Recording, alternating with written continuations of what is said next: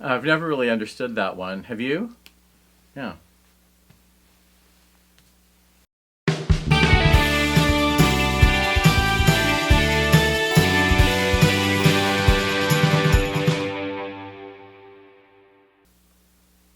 When I was in grad school, my department was famous for having ridiculous parties. I mean, understandably, one year there was a butterscotch pudding wrestling party, and they really didn't have enough money to get enough butterscotch pudding for the kiddie pool, and so they decided to add water, but then it wasn't thick enough, so they thickened it with cornstarch. So everybody, and I mean everybody, regardless of their depilatory status, had some degree of cornstarch glue somewhere on their body after doing this. But it was great. It was without regard to size or gender or nothing. So people would just get in the pool and come after each other. Some people wore goggles.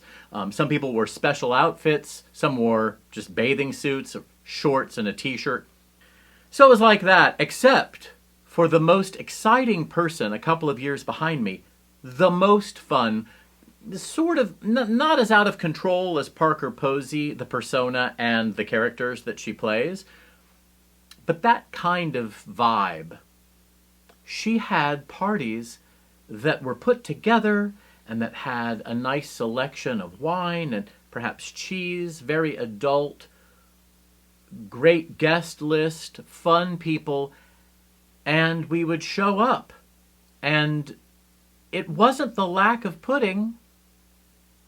It wasn't a lack of good celebrants. It wasn't a lack of, I don't know, air conditioning if it was a hot day, or a roaring, crackling fire if it was cold.